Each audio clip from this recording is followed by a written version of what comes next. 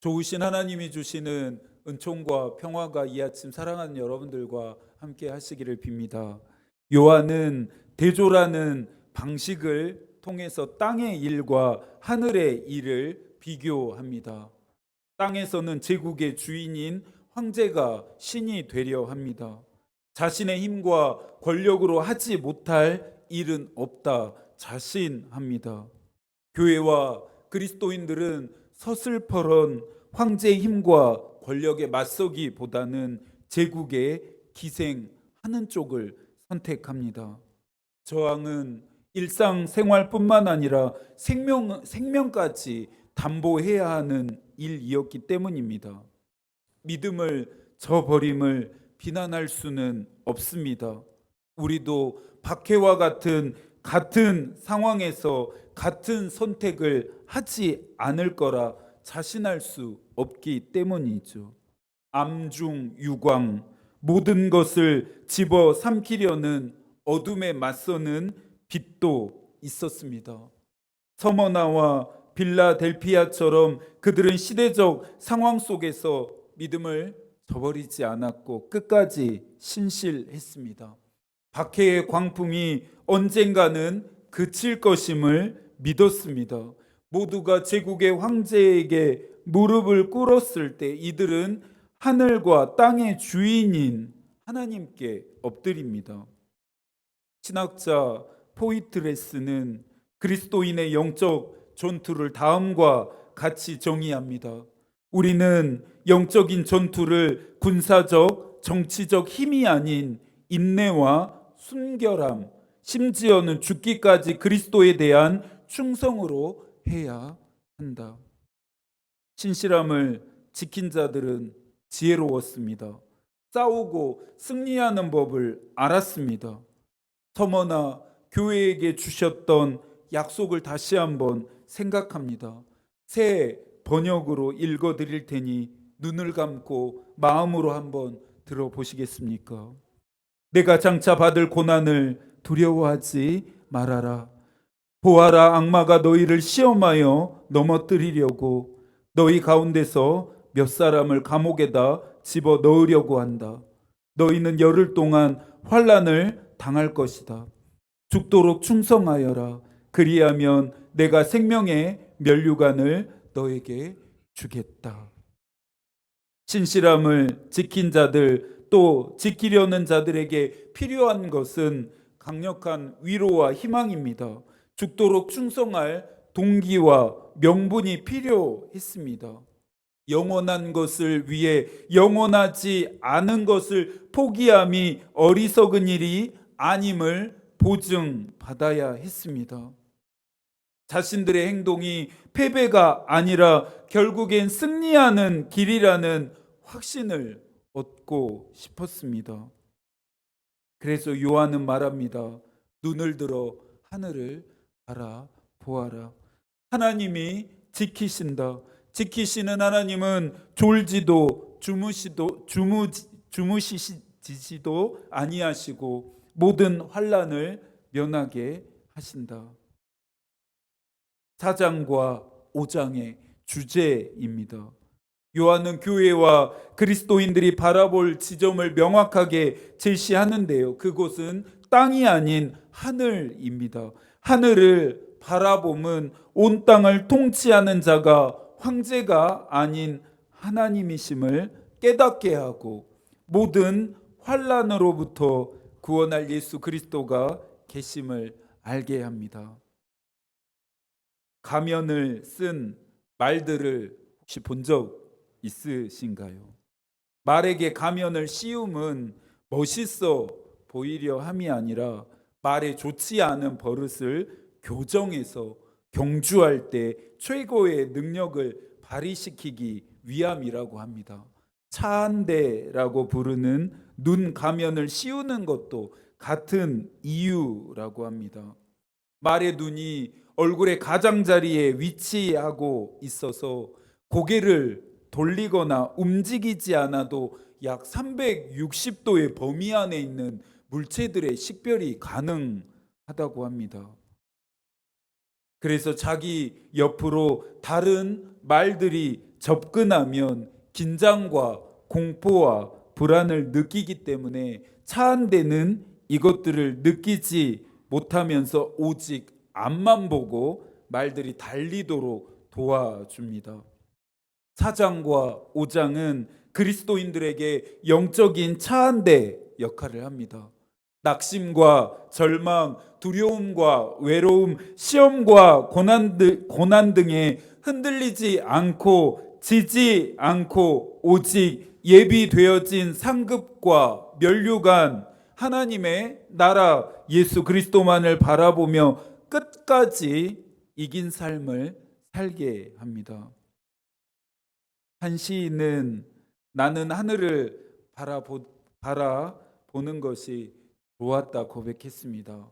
저도 하늘 보는 것을 참 좋아하는데요. 파란 하늘에서는 청명한 정신을 배우고 노을 지는 하늘은 삶의 의미를 생각하게 합니다. 무엇보다 하늘을 바라보며 하나님의 계심을 느낍니다. 주 하나님 지으신 모든 세계 내 마음속에 그리어볼 때 하늘의 별 울려 퍼지는 뇌성 주님의 권능이 우주에 찼네. 주님의 높고 위대하심을 내 영혼이 찬양하네. 내 생물과 24 장로들은 창조자와 통치자이신 하나님을 노래했습니다.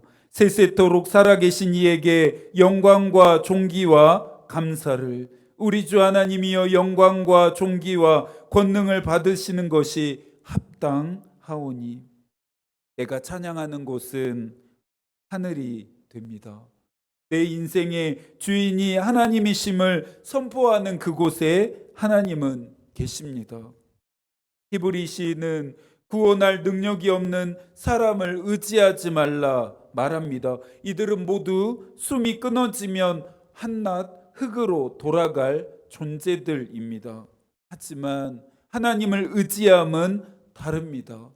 하늘과 땅을 지으신 그분을 의지함은 우리에게 복이 됩니다.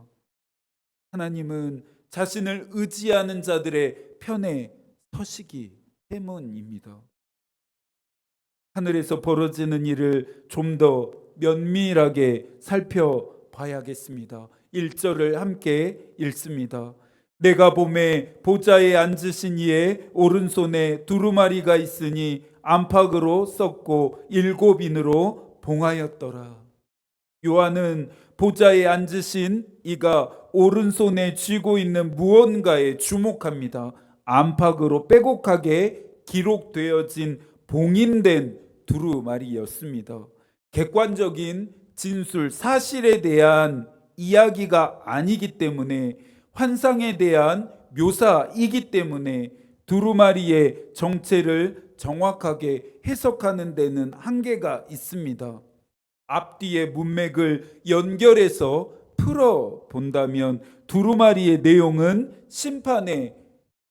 심판을 언급하고 있음을 추측할 수 있습니다. 이어지는 6장에서 봉인된 7인이 해제되며 심판이 시작되고 있기 때문입니다. 진짜 문제는 이 두루마리를 펴거나 볼 수 있는 자가 아무도 없다는 점입니다. 이 사실을 알게 된 요한은 통곡했습니다. 갑작스러운 그의 통곡이 당황스러운데요. 요한은 왜 울었던 것일까요? 악한 자들의 심판과 선한 자들의 구원이 이루어지지 않을 것이라는 절망, 자신에게 보이신 일들이 일어나지 않을 수도 있다는 실망 때문이었습니다. 5절입니다. 장로 중에 한 사람이 내게 말하되 울지 말라. 유다 지파의 사자 다윗의 뿌리가 이겼으니 그 두루마리와 그 7인을 떼시리라 하더라. 유대 지파의 사자는 통치자, 다윗의 뿌리는 메시아를 의미하는데요. 이 표현들은 한 분 예수 그리스도를 가리킵니다. 예수 그리스도만이 일곱인을 해제하기에 합당하신 분이십니다. 왜 예수 그리스도일까요? 어째서 그분만이 합당하다 말하는 것일까요? 그들이 새 노래를 불러 이르되 두루마리를 가지시고 그 인봉을 떼기에 합당하시도다. 일찍이 죽임을 당하사 각 족속과 방언과 백성과 나라 가운데에 사람들을 피로 싸서 하나님께 드리시고, 그리스도께서 인류의 죄를 대신해 십자가에서 죽으셨습니다. 십자가는 패배가 아니었습니다. 부활하심으로 승리하셨기 때문이죠. 무력해서 죽음을 참으신 것이 아닙니다. 고난을 당할 때 입을 열지 않고 침묵하신 이유는 복음이 말하는 것처럼 이 땅에 하나님의 나라를 세우기 위한 그분의 비밀스러운 목적을 완성하기 위함이었습니다. 하나님은 그런 그리스도에게 심판의 권한을 넘기십니다. 요한복음 5장 22절입니다. 아버지께서 아무도 심판하지 아니하시고 심판을 다 아들에게 맡기셨으니, 또 27절, 또 인자됨으로 말미암아 심판하는 권한을 주셨느니라. 예수 그리스도 외에 구원할 자가 없다는 복음의 대명제가 완성되는 순간입니다. 어린 양은 유다 지파의 사자와 다윗의 뿌리가 결합된 모습입니다. 그에게는 7뿔과 7눈이 있습니다. 요한계시록에서 7이라고 하는 숫자는 완전함, 전능함을 나타내는 숫자인데요. 7뿔과 눈은 그리스도의 능력과 통찰력을 각각 상징합니다. 요한이 전하고 있는 이 어린 양 예수 그리스도가 박해를 견뎌야 하는 당시 그리스도인들에게 위로와 희망이 되었을까요? 그들에게 박해보다 더 무서운 것이 이 고난이 언젠가 끝나기는 할까라는 절망, 그리스도께서 정말로 우리의 고통을 보고는 계시는가라는 원망, 악이 승승장구하는데 하늘의 뜻은 정말 이루어질까라는 비망이었습니다. 시편 22편에서 거듭되어진 대적들의 조롱과 생명의 위협 앞에 다윗은 절망과 탄식의 노래를 불렀습니다. 내 하나님이여, 내 하나님이여, 어찌 나를 버리셨나이까? 어찌 나를 멀리하여 돕지 아니하시오며 내 신음소리를 듣지 아니하시나이까?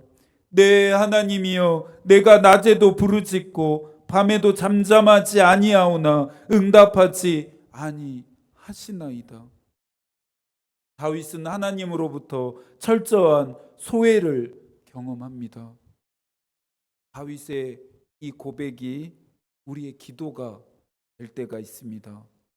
고난이 닥치고 고통이 찾아오는 순간입니다.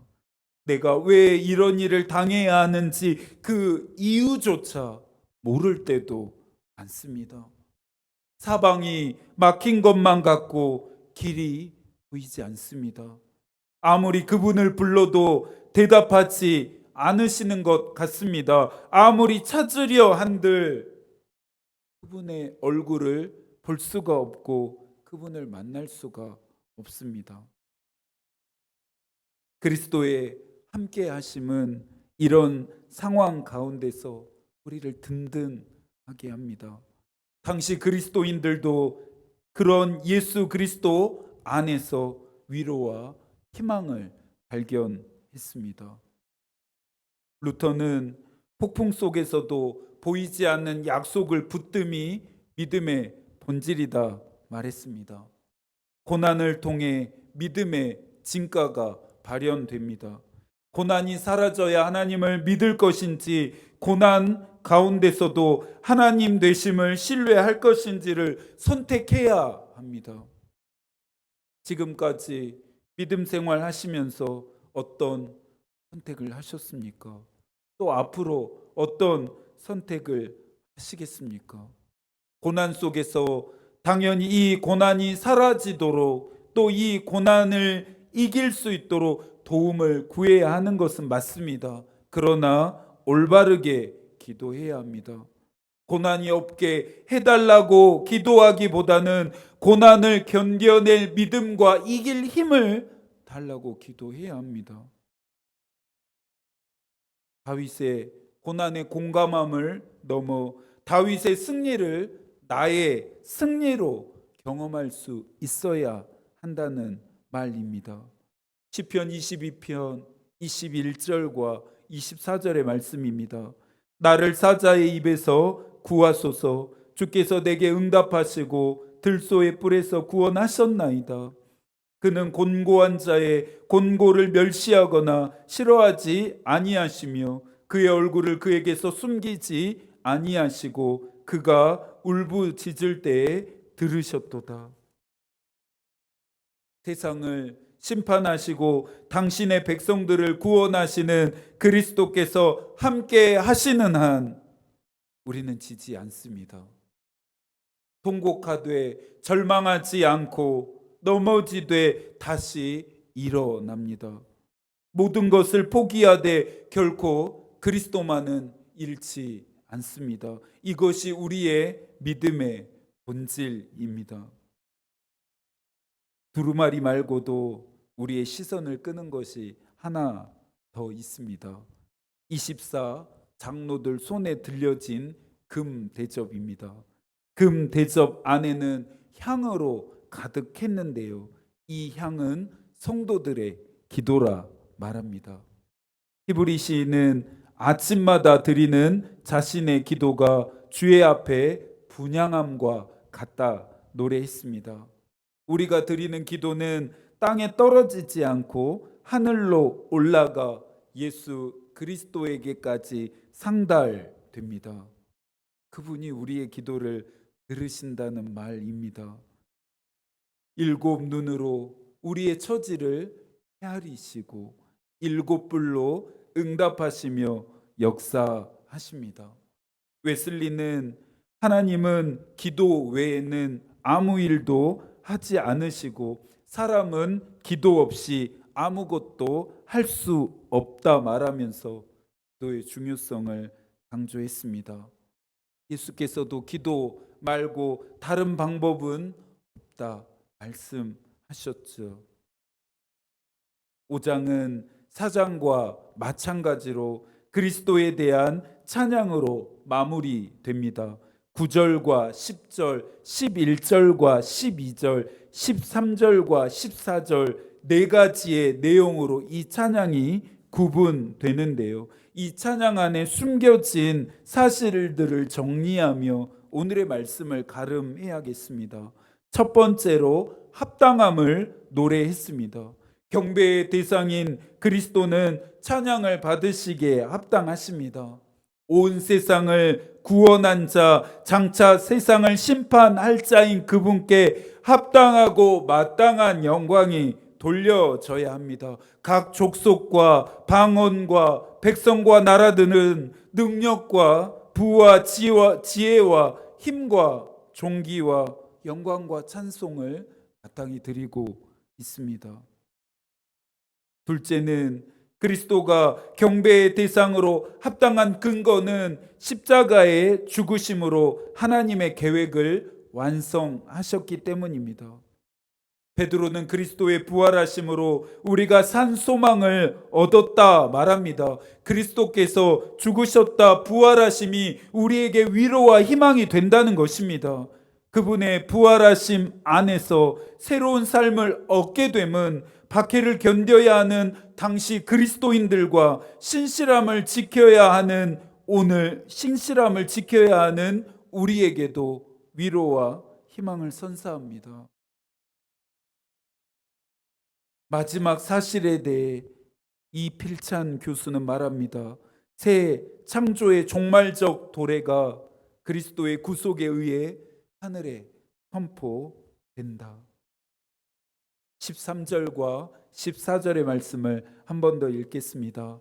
내가 또 들으니 하늘 위에와 땅 위에와 땅 아래와 바다 위에와 또 그 가운데 모든 피조물이 이르되 보좌에 앉으신 이의 어린 양에게 찬송과 존귀와 영광과 권능을 세세토록 돌릴지어다 하니 내 생물이 이르되 아멘하고 장로들은 엎드려 경배하더라. 4장과 5장에서 요한이 보고 있는 하늘의 예배가 땅에서 박해를 받는 그리스도인들에게 위로와 희망이 될 수 있었던 이유는 현재의 삶이 전부가 아님을 알게 했고 마지막과 같은 오늘을 넘어 영광스러운 내일을 보게 했기 때문입니다. 그래서 오늘도 나는 숨을 쉽니다. 힘든 일이 있어도 노래 부릅니다라는 이혜인 수녀의 시처럼 오늘도 우리가 숨 쉴 수 있고 힘든 일이 있어도 노래 부를 수 있음은 예수 그리스도가 함께 계시기 때문입니다. 내 안에 그분이 살아 계시기 때문이죠. 그리스도의 계심이 고요한 이 아침 우리 모두를 든든하게 하고 힘있게 하기를 소망합니다. 고된 시간을 보내셨고 힘든 시간을 보내야 할 여러분들에게 그리스도의 계심이 위로와 희망이 되기를 축복합니다. 바울은 만물을 충만하게 하시는 그리스도께서 우리를 충만하게 하신다 말했습니다. 자꾸만 소진되는 영혼을 그리스도의 충만함으로 채워십시오. 황제는 그리스도인의 믿음을 위협하는 상징입니다. 오늘날에도 황제처럼 그리스도인을 넘어뜨리려는 도전들이 있습니다. 돈과 권력과 성공과 명예 등처럼 내가 무릎 꿇는 대상입니다. 무릎 꿇게 하는 무언가는 곧 나의 주인이 됩니다. 누구를 예배할지 결정하십시오. 나의 주인이 되기에 합당한 분은 누구십니까? 이제 여러분이 대답하실 차례입니다. 허락하신 이 한 주도 언제나 어디서나 그리스도인으로 사십시오. 예배가 되는 삶을 사십시오. 하나님이 함께 하시길 기도하겠습니다. 하나님의 마음이 우리의 기도가 되고 하나님의 뜻이 우리의 길이 되기를 빕니다. 아멘.